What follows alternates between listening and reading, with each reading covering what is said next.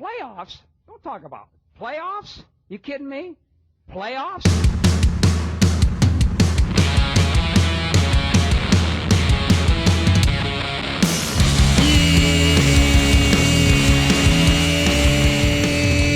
Yeah, ring-a-ding-ding. Oh, yeah, NBA, Straya, how are you going? How you going? Are you right? You should be. Why is that, Jim? Well, it's Wednesday. Hump Day, April 23rd, which is a hump day in a 3-day week with Anzac Day on Friday. So that literally means I'm pretty sure the week's over. Right? Like, it's a hump day in a 3-day week. Like, it's already Friday, and that's the weekend. We're done here. Pack her up, boys. We're done. Anyway, I'm your slacker host, James Clements, apparently. Here in Larry Armour Studios, we've got 3 Game 2s. Game dose to talk about today. We've got a 6 Man of the Year. That was fun. Pritch better have my money. And a big other injury in Boston to talk about. But the games today, they were fun. So we can talk about those in the game wraps. We've got That's Not a Knife, Old Mate, No Mate, Spud of the Night, but better than Lonzo Ball. There are some Yars, an unpopular opinion of the day in OUTBACK TAKEHOUSE. We were serving up a flame grilled take.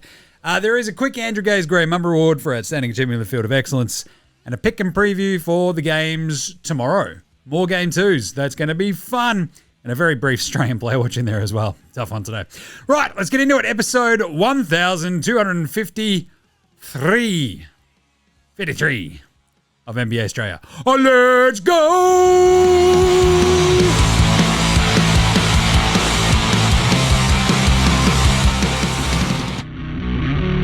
This is Josh Giddey. G'day, this is Andrew Gaze. This is Jack White. This is Joe Ingles. This is Dyson Daniels. This is Chris Anstey. This is Matthew Delvedova. This is Shane Hill. Hi, this is Ryan Brockhoff. This is Mitch Creek. This is Nick Kay. You're listening to NBA Australia. And you're listening to NBA Australia. And you're listening to NBA Australia. And you're listening to NBA Australia. You're listening to NBA Australia. And you're listening to NBA Australia. You're listening to NBA Australia. And you're listening to NBA Australia.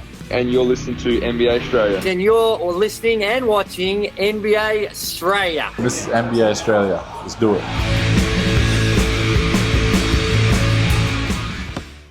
Watch out for the Shaq attack. Well, you better, because, I don't know, I feel like we should have been yelling about Shaq nearly, or apparently maybe shitting himself on TV yesterday. That was pretty funny. Because I think yesterday's broadcast, as soon as the game was over, I'm like over in here, in the studio, off we go.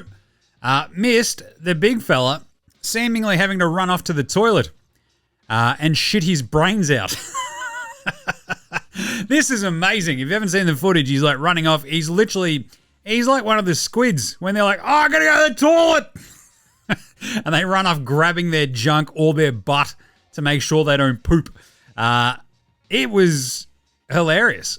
Ever seen a grown-ass Hall of Famer shit himself on live TV? Yes, now I have. Amazing. Anyway, that's some good stuff. It basically goes on very much along my vein of approaching the fact that all Shaq does is just shit around on TV. That's all he does. And that's exactly what he actually has done. He shit himself on TV. If we're reaching a new actual nadir of like basketball commentary, that might have been it. But then Kendrick Perkins will say something tomorrow. Hey, let's start today's show the way we start every show here at NBA Australia with the Daily. Oh, it's a whipper out as a gym. Yes. The 6 Man of the Year was announced out of nowhere. I think I got a message from, was it Hades? We'll talk about that in Yars. And it's like, yeah, it just came out of the blue. It's like, Boston's like, hey, Peyton Pritchard won 6 Man of the Year. And everyone's like, are they announcing that today? Cool. Be nice to know. But anyway, so Peyton Pritchard does win it over the top of Ty Jerome and Malik Beasley. We'll talk about this in Yars. Really great award. A really amazing, you can argue for all of them. That's kind of my point. So enjoyed that for Peyton Pritchard. I think my entire thing will always go down to the simple fact that he plays for Boston, is a white guy, and was on TV all the time dropping fucking 19 points on your head as soon as you looked at him. That's just what Peyton Pritchard did all season.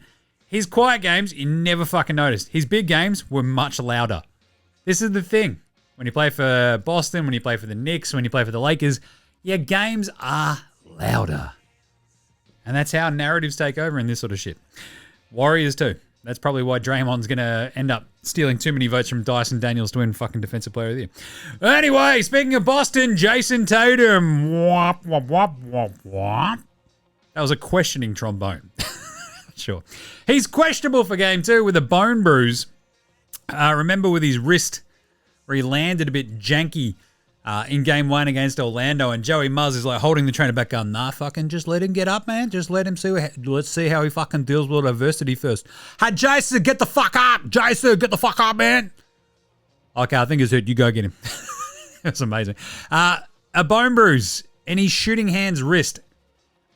I don't fuck with bone bruises because they hurt to shit. I'm still dealing with my fucking heel spur.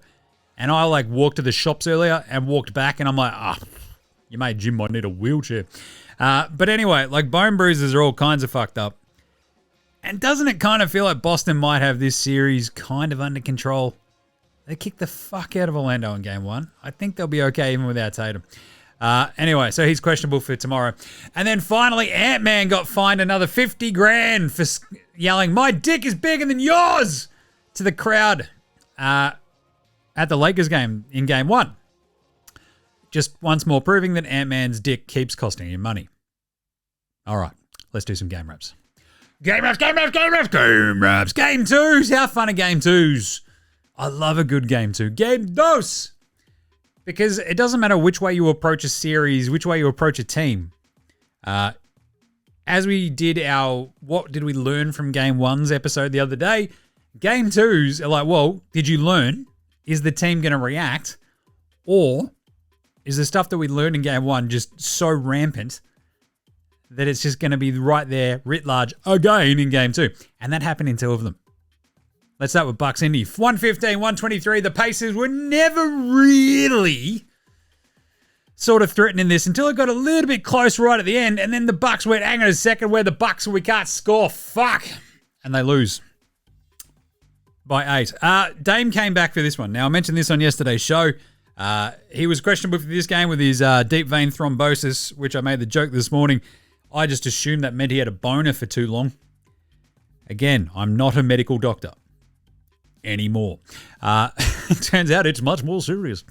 And I do know how serious it is. The old man had DVT. So anyway, he also didn't look like he'd missed time. He looked like he was sort of he was hitting shots-ish. He played a lot of minutes. He just also looked like Dame every time he's essentially played for the Bucks, just a little bit off. Anyway, the problems are always still the same for the Bucks, right? They gave up 40 in the first quarter. It's their defense. It's always fucked. It's just not good enough. And also, no one outside of basically Giannis can fucking score regularly. Dame helped a little bit. At least he spaces the floor. But then Bobby Portis got hot late. They got right back into the game. And again, no one could fucking score. Kuzma, he had like a nice little run. Gave him a little bit of a sniff. And then they couldn't get any fucking stops. And boom, what happens? Indy run away with it again. Got a bit chippy in this game as well, which is very fun. Kevin Porter Jr. tripped up Thomas Bryant. Not Kobe. Thomas. He got a flagrant.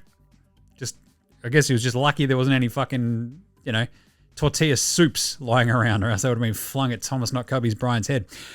So Indy were in control in the last 5 minutes. Then they gave up a 13-0 run to the Bucks out of absolutely nowhere. 2-point game. But then Siakam hit a big three with about 1 minute 90. It was like 90 seconds left, right? They get another massive three from Nembhard straight after because the Bucks scored 2 points in the remaining 2 minutes after they got it back down to 2. So, yeah, that's not how you win games. The Bucks, look, this is going to suck. I'll talk about this in Yars as well. Kind of the unpopular opinion as well. The Giannis fucking story is not going to go away. It's going to be really annoying. 34, 18, and 7. Absolutely amazing.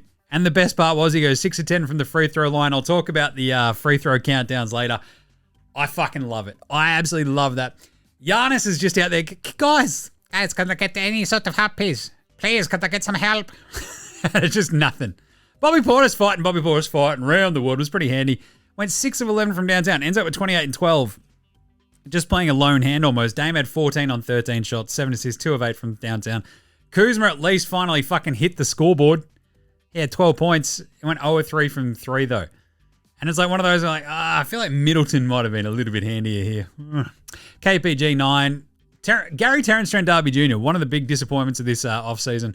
4 points on 4 shots. They shot 50% from the floor, 40% from 3, but had fucking 15 turnovers and could not stop Indy whenever they basically wanted. For the Pacers, look, they went 49% from the floor, 16 of 36 from downtown. Very nice. 19-19 the free throw line as well. Only 8 turnovers. Just dominated and controlled this game, right? Siakam 24, 11, 3 and 3. Really good when it mattered too, which is like sneakily Siakam sort of pulls that off every so often. You're like, fuck, yeah, he's pretty good, isn't he? You just want to see it happen all the time. Halliburton was also really good, 21 and 12. And what happens when he goes for 20 and 10, Jim? They win. That's what happens. Naismith and Nembhard, 16 and 17. They were really fucking good.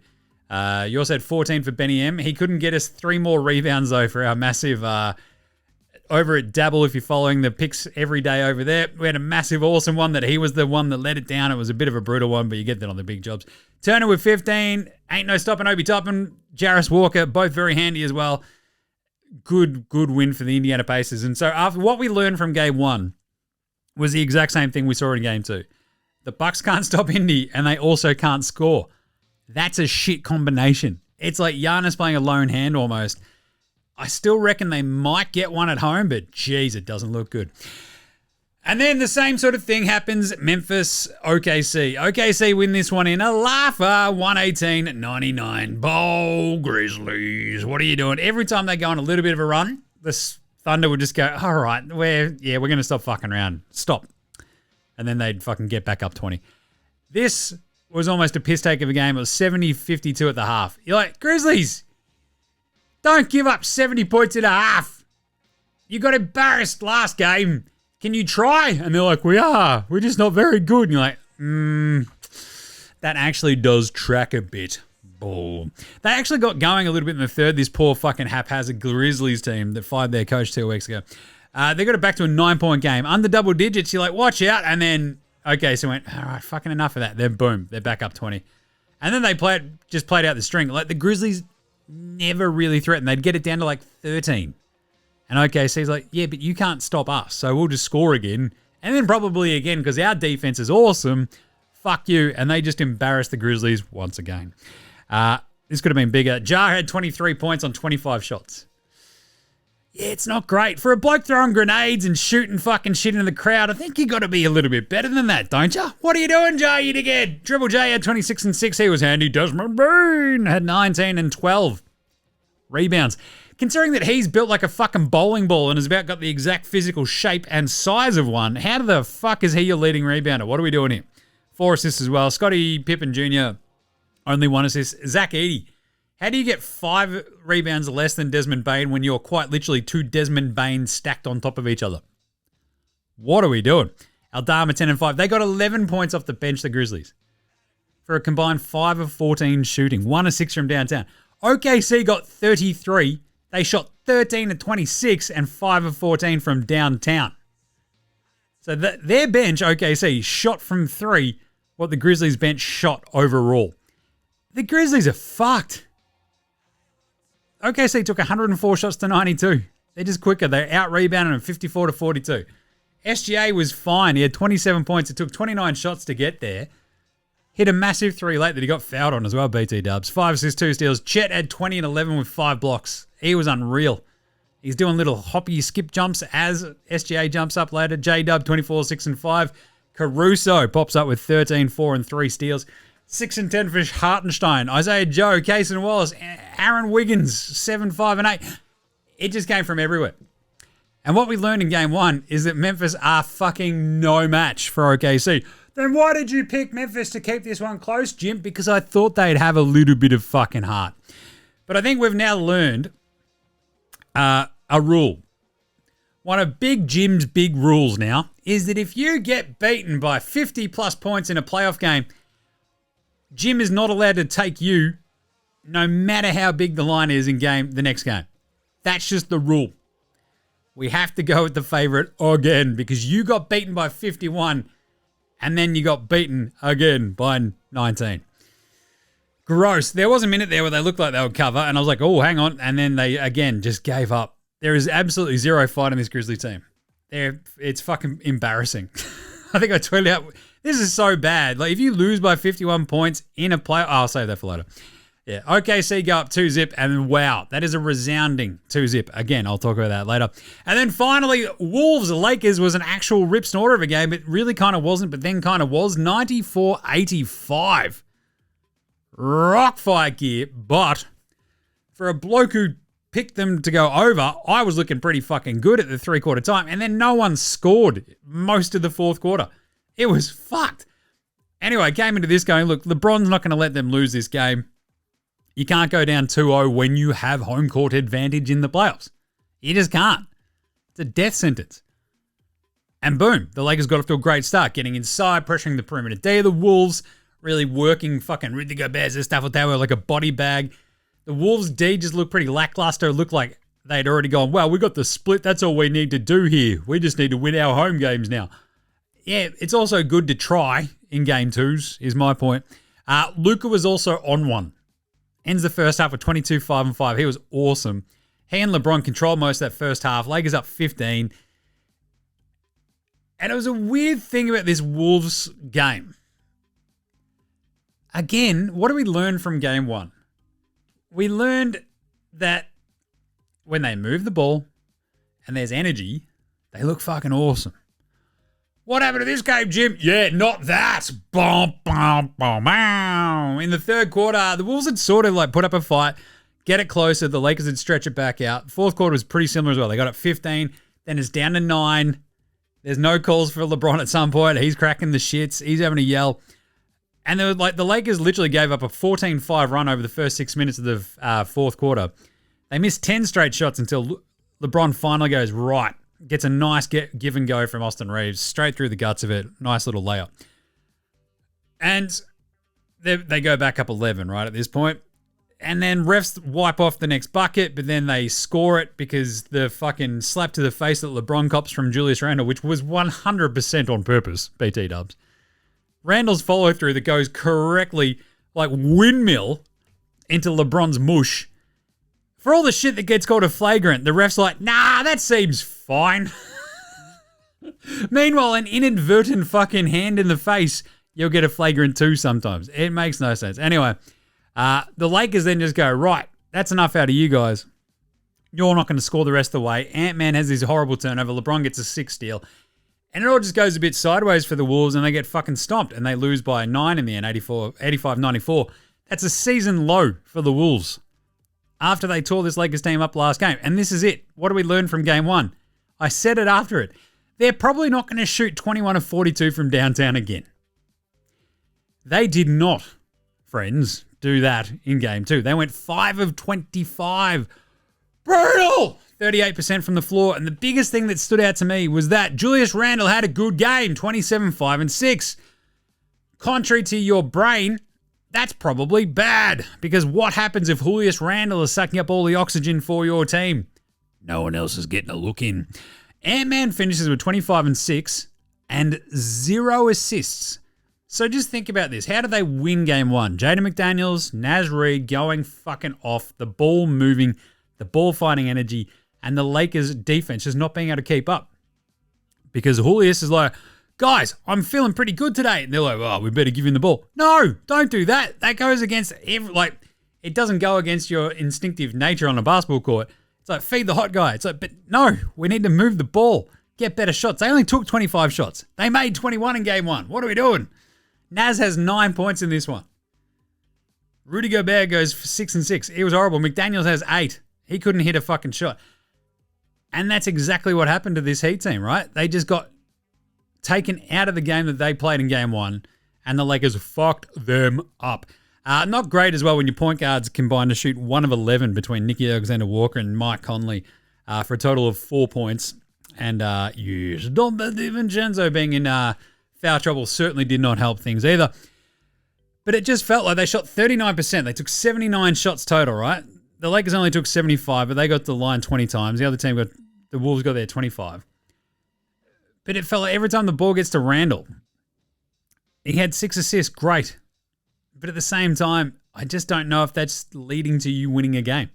He had 15 points and played a really good game in game one, and they kicked the fuck out of the Lakers.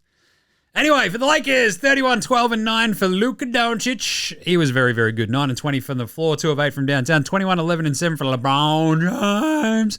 And Austin Reeves finally got going without hitting a 3. He went 0 of 6 from downtown, but 7 of 14 overall. 5 rebounds, 5 assists. They got 6 from Gabe Vincent, a couple of timely threes from him. Rui! Hachimura had 11 and 5 with a couple of steals. He was solid too. And 7 and 5 for Dorian Finney-Smith.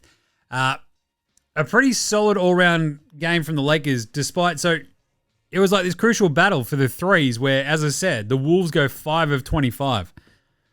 Remarkably, that is only 0.7% like lower than what the fucking Lakers shot. They went 6 of 29, which is 20.7%. 12 turnovers to 11. It was a pretty close one. But the Lakers out-rebounded the team with a 7'2" Frenchman. What are we doing? And Nazareth and Julius Randle. Great job by the Lakers. Great win. They played their game where it's like, hey, let Luka be really fucking good for a half and then we'll try to piece together the rest of the game. And that's kind of what worked. Worrying signs if you're the Wolves, though. But, I mean, again, they got their split. That's what they came to LA for. They got it. So, let's do an NBA Straight Proof performance of the night.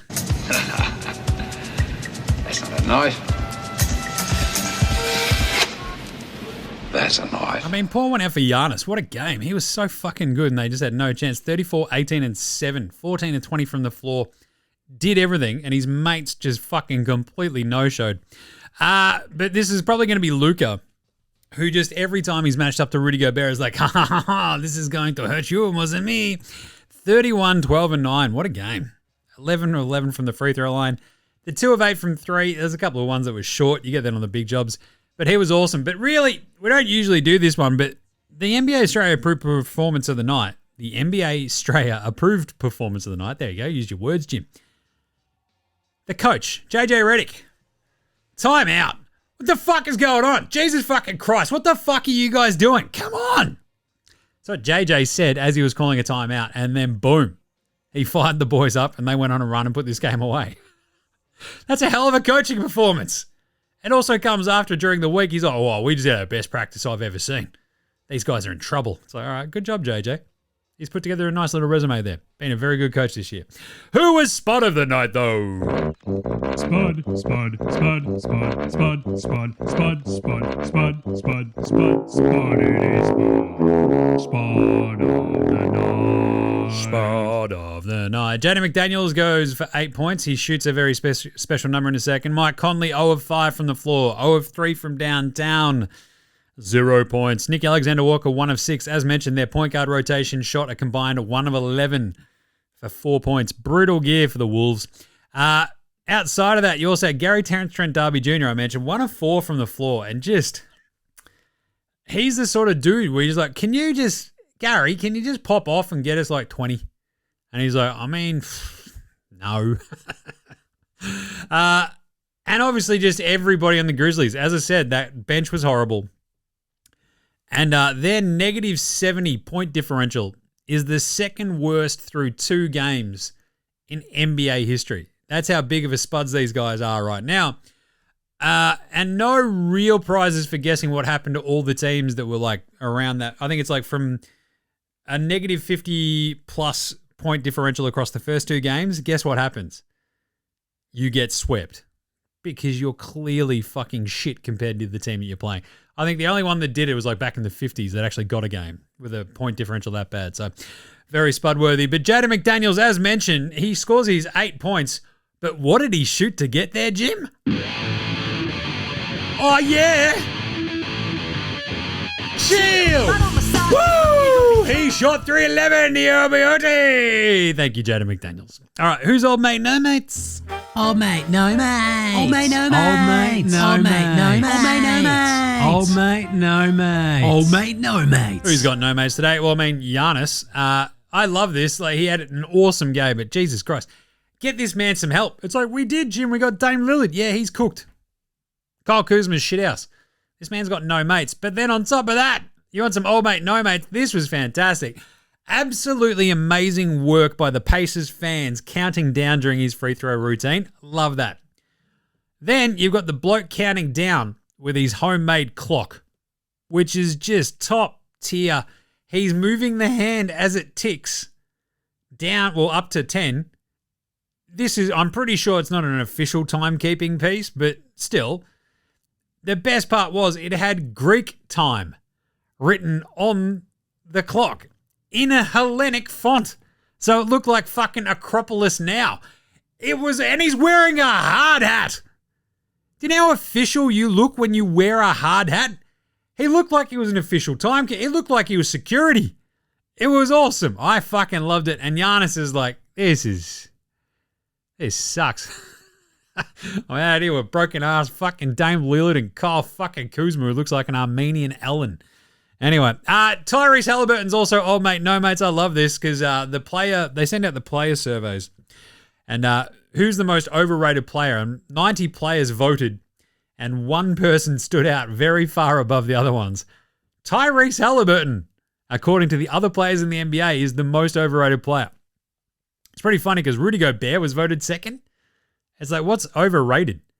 I don't think anyone rates Rudy Gobert that much. But anyway, Trae Young was third too, so that's pretty funny. Anyway, some old mate, no mates. Tyrese Halliburton is like, what? Oh, come on, man. But I'm so likable. It's like, yeah, but you're kind of a dork. Don't know what to tell you. Pantsing of the night.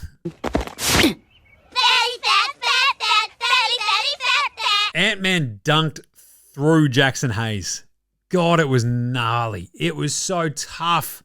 It kicked so much ass. I was like, Jesus, don't do it to him. But he did it to him. It was sick. Ja also gave Chet a fucking massive send-back block, which was the only highlight I reckon Memphis basically had in that game. Gave him the old wha-pow! Chet's like, come on, y'all fucking, I'm just fucking trying to shoot a goddamn shot, motherfucker. And you're like, Ja's like, get out of here. Brap! I'm going to shoot that ball. Chet, he's got one of the weirdest fucking accents anyway. And pantsing of the night is probably Shaq. He probably had to pants himself after shitting his pants on TV yesterday. That's quite literally the definition of an absolute self-pantsing, because you have to change your pants because you diarrheaed on them everywhere. It was also pretty funny. He pantsed himself when he was like, Karl Anthony Towns playing like a real big man. And everyone's like, what? He didn't score in the second half, Shaq.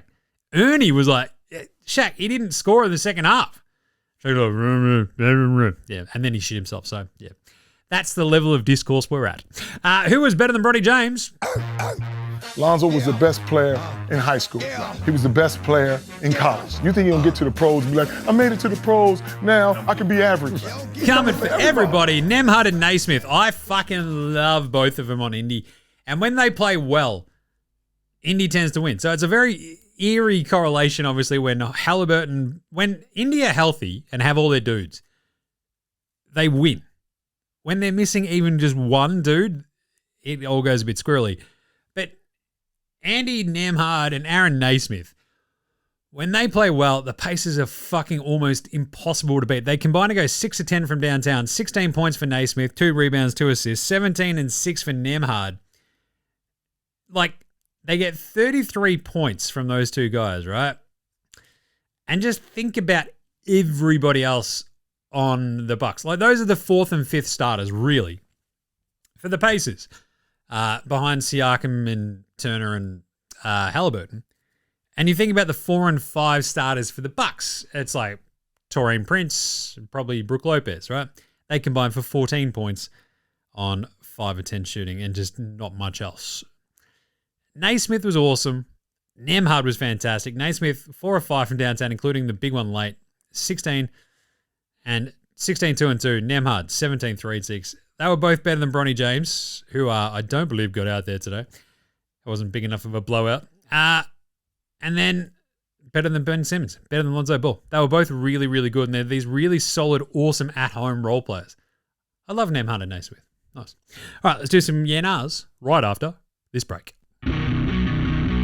This is Cam Glidden. This is Anthony Drimmick. This is Mitch McCarron. This is Jason Kadee. This is Darryl McDonald. Hey guys, this is Hugh Greenwood. Yo, what's going on? This is Illy. This is Mark Worthington, or commonly known as Wortho, and you're listening to NBA Australia. You're listening to NBA Australia. And you're listening to NBA Australia. And you're listening to NBA And you're Australia. listening to NBA Australia. You're listening to NBA Australia. And you're listening to NBA Australia. You're listening to NBA Australia.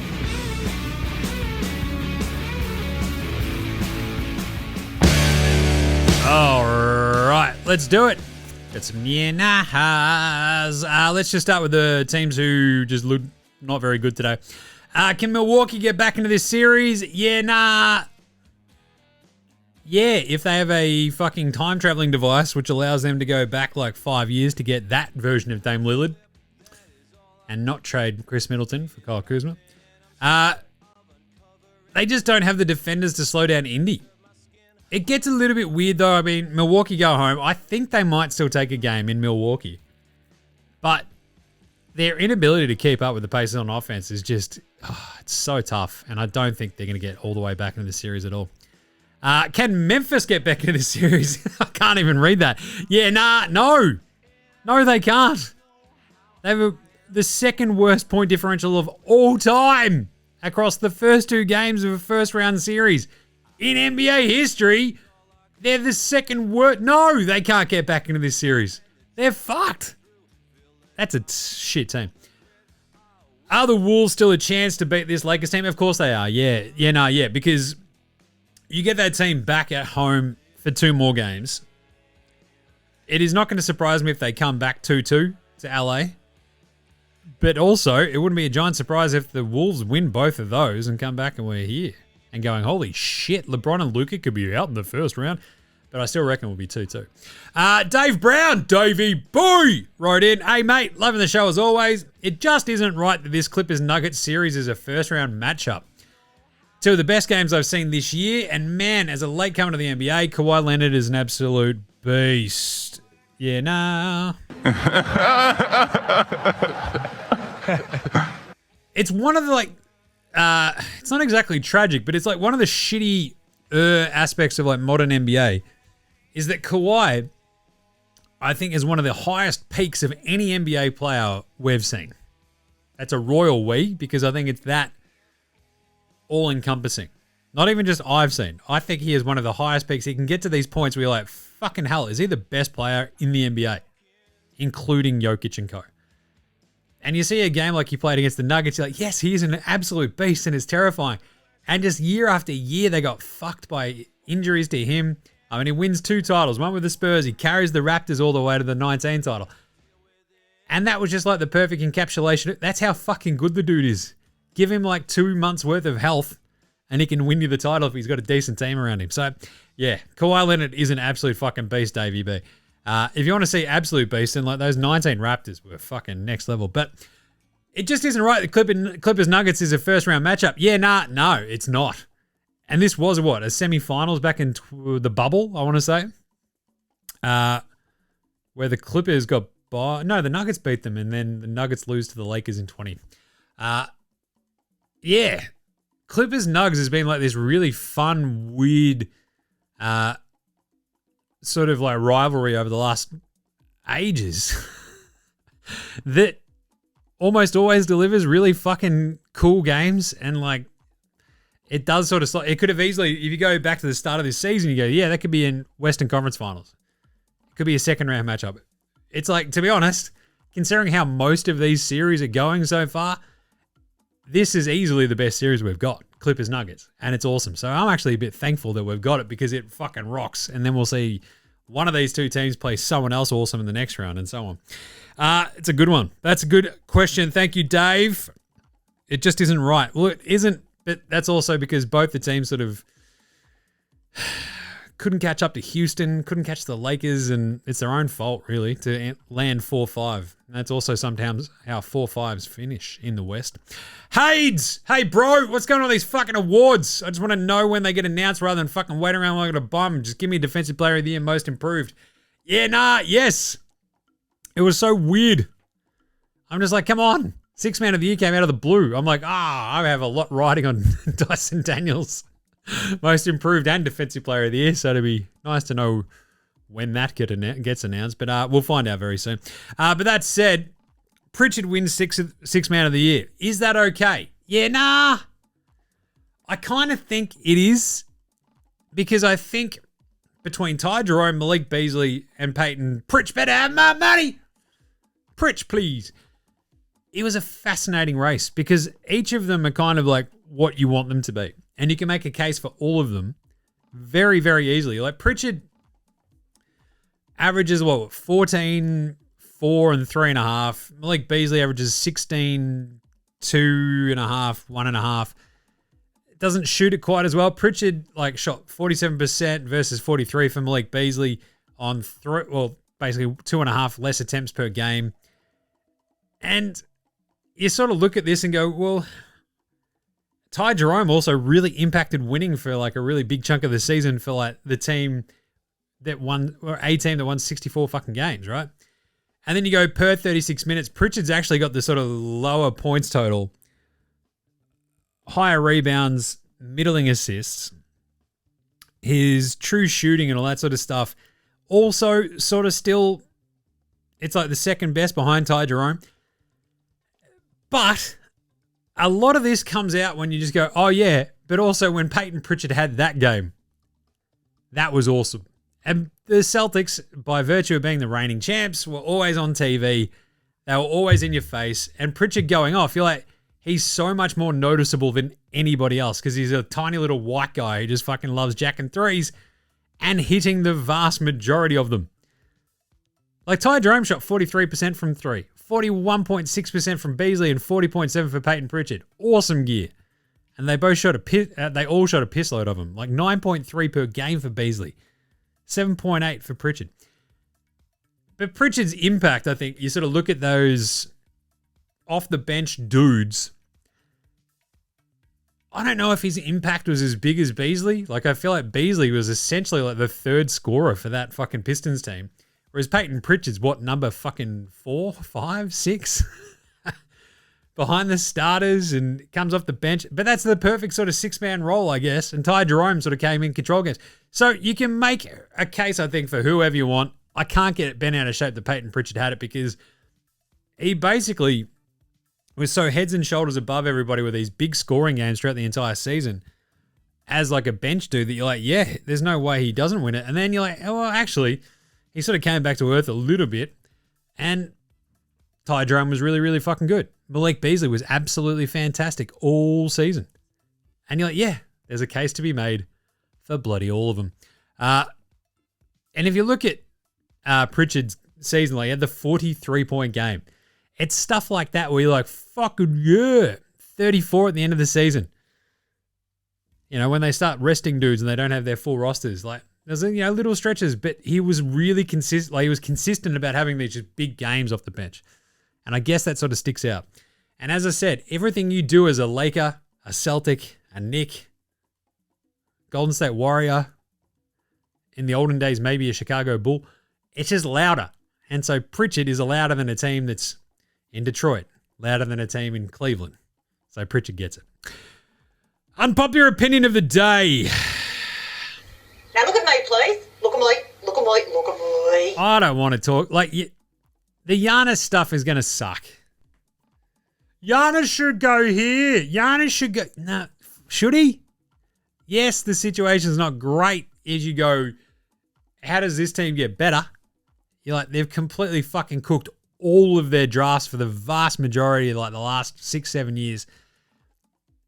They've got a very, very shallow talent pool there in Milwaukee. I also just think it's neat that Giannis loves Milwaukee and never has really agitated to go anywhere. And it's going to be this weird fabricated media beat up where it's like, he should go to Miami. He should go to a big market. It's like, he won a title. If he fucking likes Milwaukee and likes having a crack, fine. But if he's super competitive and wants to go join a better team or get better teammates, then fucking who's to stand in his way? But I just know that story is already annoying me. So I'm just getting ahead of it. Hey, Outback Takehouse for today.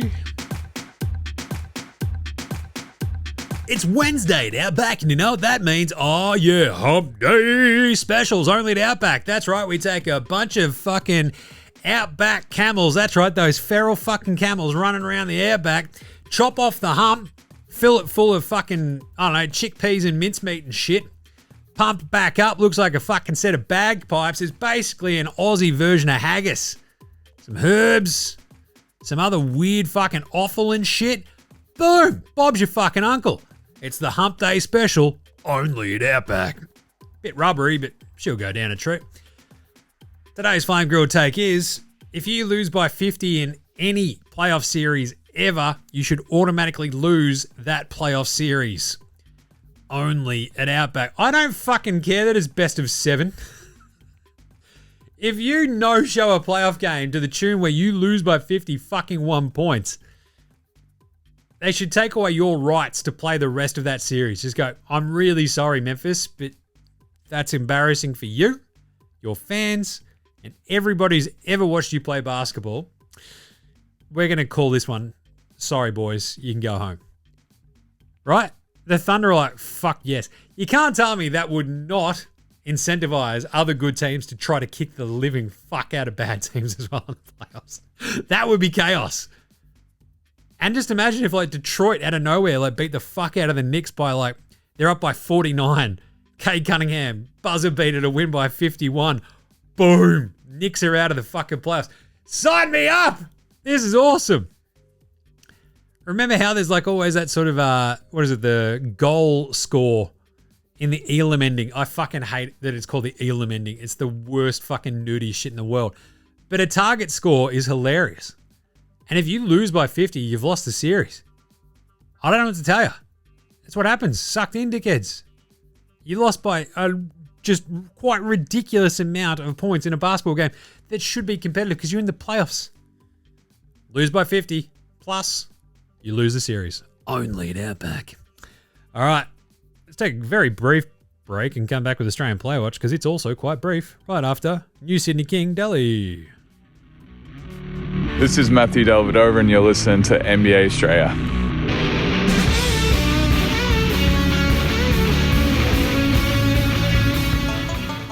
How good was the Kendrick Davis signing for the Kings? Jesus.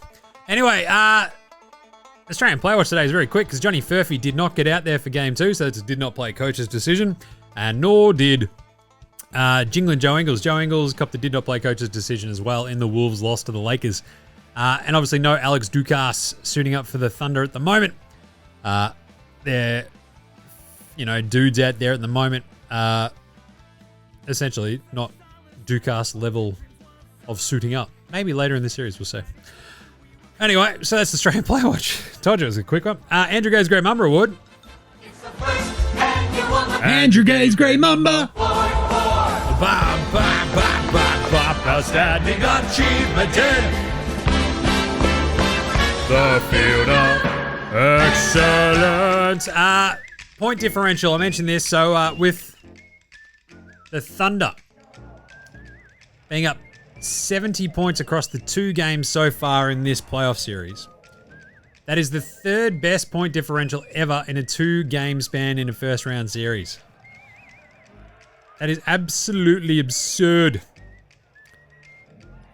Go back to 86 for the Lakers, I think, over the Spurs, and then Denver back in 2009. That is just... it's huge. Plus 70 is just so fucking incredible. Good job. That's excellent. And also, Chet Holmgren had 20 points, 11 rebounds, and 5 blocks. He is the first second-year player to have those numbers in a playoff game since Tim Duncan. And anytime another one of Big Jim's Big Dumb rules is anytime you're mentioned with the same breadth of Tim Duncan, Will Chamberlain, etc., that's pretty fucking excellent. All right, Paddy Mills Game Day Ball Game Day Twitter checking. I think Paddy had something pop up before. What's going on, Paddy? There he is. What's on his story? There we go. Denver, Colorado, back to the Dome. There's like 2 side-by-side photos of different fits that he's got. That's nice. Clippers win 105-102. That's from yesterday. And there's the staunch Paddy. I love a good staunch Paddy picture. That's a fucking great one. And how's Box Hill Benny with those braids behind him? That is still fucking funny. The message is loud and clear for Paddy. That's his post. Win for the wall. Pretty good. There's lots of photos of Paddy. That's good. Go check out his Insta. I love the Kawhi Leonard lock-in one at the end. Right, let's do some game previews for tomorrow. Game previews. Thanks, Inadvertent Bane. Not a problem, Jim. How's it all going? Oh, yeah, not bad. I mean, I just wish my foot didn't fucking hurt, but anyway. Speaking of which, I've got to call the doctor. Right. Anyway, remember, you can find all of our daily picks, same game multis, all the good stuff there at Dabble. Use the code NBA Australia. Sign up using the link in the show description or in our link in bio, all that sort of stuff. Go join up with Dabble. All of our stuff is there. You can track how we're going. We went 2 of 3 on today's picks. Jim, why did you go Memphis? I thought they'd have some pride. They did not. They really disappointed me. Tomorrow's going to be fascinating, but either way, all of our same gamers, we had some fucking close calls today as well. Anyway, tell them NBA Australia sent you. Use that code NBA Australia. Follow along and copy all the picks we've got there if you want, if that's your thing. Tomorrow's games, we have Orlando at Boston. Boston at 10.5-point favorites at home against this Magic team. Boston feasibly without Jason Tatum, or at least even with Tatum, with a fucking bone bruise in his wrist. 10.5-point favorite still. Holy shit. If this was a little bit higher, I'd probably go the Magic. Because I feel like their defense can probably drag the Celtics into a bit of a scrappier dogfight kind of thing. We saw Bada Bankara and Franz Wagner, hello, sort of get a little bit up on them early in game 1. The problem is the Celtics sort of kicked into gear and ran away with it. And, I mean, the Magic won 2 of the 3 matchups this year. 1 doesn't really count. It was all their backups. The Celtics kicked the fuck out of him in 1 game. Magic won a close one the other time. I'm going to go the Magic plus 10.5. I think the Celtics still win this one. I'm so annoyed, though, however, at just how badly the Magic scoring has been. 86 points in a playoff game is just abysmal, but I think they get a little bit more. I mean, as I broke down the other day, in game 1, it was just a fucking train wreck because Johnny Isaac was like their 3rd leading scorer. They got nothing out of Ice Cole Anthony. They got nothing out of KCP. If they hit a couple of shots, they can keep this one close. The defense is that good. If they've got no Tatum as well, gets a little bit scrappier for Boston. So let's go the Magic. Drag them in the dirt. Boston still win by 8 or 10. Cleveland host Miami. This one is a bit more of an interesting one. Obviously, Miami was playing pretty well at times, then turned around and like, what the fuck just happened? And Cleveland had stomped them. It was a really fun, weird game. Because what did they end up winning that one by? It was like 21 points in the end. Jesus. And then you sort of look at the matchups and you're like, yeah, it probably tracks. Because the Cavs are really fucking good. And as I said in the video the other day, the Heat barely beat the Hawks, who are shithouse. So, at home, Cavs have beaten them by 20 twice already this season. Should we go the Cavs minus 12.5? They got absolutely everything they could out of their backcourt. Garland, Mitchell, Ty Jerome. I think they run over the top of them. I think, let's go Cavs. Minus 12.5. They are a juggernaut. The Heat will put up a bit of a fight at some point. I just don't know. This Cavs team, they just sort of like, it's a bit hard to predict. Like, you had the Ty Jerome just explosion. They win by 21 in the game 1. Oh, actually, now it's 11.5. I feel much better about 11.5 than 12.5 for some reason. So we'll go Cleveland minus 11.5. And then the big one, Golden State, Houston. Here beauty. The way the Rockets played in game 1, you saw it coming a mile away, right? Or a kilometre away, as it were, in Australia. And I am very, very bullish on this Houston defense and its ability to bounce back and go, oh, fuck. Let's not let that happen again. 95-85, they lose that game 1. Fred VanVleet can't hit a shot. Jalen Green can't hit a shot. Steph gets going in the second half. They just, there's a bit of a fight back. Alpe's sort of going off. It's a really good matchup. I'm going to go Houston, though. I think that defense kicks in. They're 3.5-point favorites tomorrow at home. Let's go the Rockets over the Warriors. That should be an absolute cracker, though. I can't bloody wait. And we'll wrap all that up for you on tomorrow's show. But remember, if you want to follow all the picks, we'll have a bunch of same gamers in there as well. Go to Dabble, use the code NBA Straya, follow and copy all the picks. Sign up using the link in the show description, though, or in our link in bio. Tell them Jim sent you. That's the help keep this pirate ship afloat, would you? Bloody hell, need that. You can keep me wearing cool t-shirts. The All-Star 2000 one I'm wearing right now. Go watch the YouTube. But that's it for today. We'll be back on deck tomorrow. In the meantime, make sure you're following NBA Australia on Twitter, Facey IG. We're all over the socials as well as Twitter. As long as TikTok, as well as TikTok and YouTube. Jump in the comments, say g'day, send through some yeah-nahs. Go hammer and tongs, I do appreciate it. Spoke to Gaz today. NFL Australia got the draft this week. We'll see what we're going to do for a show. We always sort of do a big draft wrap, free agency wrap, so who knows what's going to happen there. Chuck us a rating review on your Apple Podcast, your Spotify, YouTube, whatever app you use on the Android phone for NBA Australia. Rate, review, star, subscribe, leave comments, whatever you can do. It really does help. So tell them, mate, get them on it. We're going to be doing this all playoffs. You know that. Hell yeah, it's what we do. So that'd be really appreciated. Obviously, go to Dabble, use the code NBA Australia, follow and copy all the picks. Big thanks always go to From Oslo, though, for the intro and outro song, They Rule. So to House Hats, Josh Trudell, Rangers, Fascinated, Goldmine, Dram Check, Alami, Iowa, Sex Trudell, Green, and Dozers. They're buying all the tunes you hear. Smash them all at Bandcamp, Triple J and Earth, Facey Apple Music, Spotify. However you listen to your tunes, NBA Australia Sports Australian bands, so should you. All right, that's it. I've got to get out of here. Go get the squids. We will catch you tomorrow, you dickheads, for a bunch more Game 2s. This is NBA Australia saying, look after yourselves, would ya? And let us on.